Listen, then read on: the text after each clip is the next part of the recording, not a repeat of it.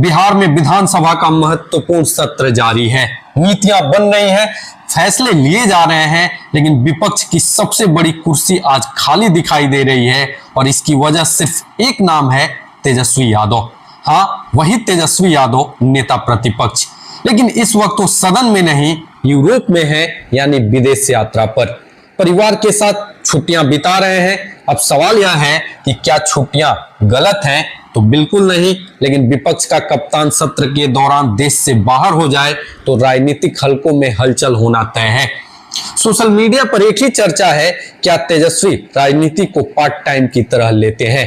और यहीं से तुलना शुरू होती है राहुल गांधी से। जी हाँ, वही राहुल गांधी जिन पर अक्सर सदन छोड़ने और विदेश जाने के आरोप लगते रहे हैं। और अब कई लोग कहते दिख रहे हैं कि क्या तेजस्वी वही राह पकड़ रहे हैं। सबसे ज्यादा मायने वही रखते हैं जहां इस अनुपस्थिति का असर दिख रहा है।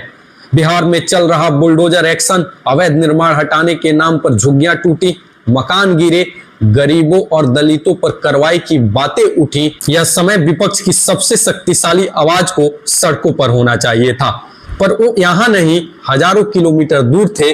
सोचिए, अगर तेजस्वी इस दौरान प्रभावित इलाकों में पहुंचते, दलित परिवारों के बीच खड़े होते, बुलडोजर के मलबे के पास कहते सरकार गरीबों पर चल रही है, हम उनके साथ हैं, तो नैरेटिव अलग होता। या उनके लिए गेम चेंजिंग मोमेंट था, लेकिन मौका निकल गया और राजनीति में चुका हुआ मौका दोबारा नहीं मिलता।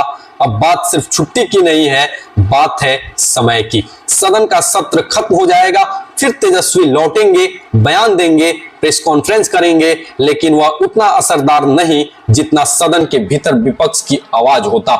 राजनीति में दिखना भी ताकत है और गायब होना एक कमजोरी। नेता प्रतिपक्ष का देश से बाहर रहना विपक्ष को कमजोर बनाता है और सत्ता को राहत देता है। सवाल साफ है, क्या तेजस्वी यादव राजनीति को पूरा समय देने वाले नेता हैं, या फिर वो भी उस लूप में फंस चुके हैं जहां नेतृत्व तो हौसले से नहीं, सुविधा से चलता है। राजनीति में सबसे बड़ा हथियार भाषण नहीं, उपस्थिति है। जो मौजूद है वही नेता है, जो मौजूद नहीं उसे जनता याद नहीं रखती।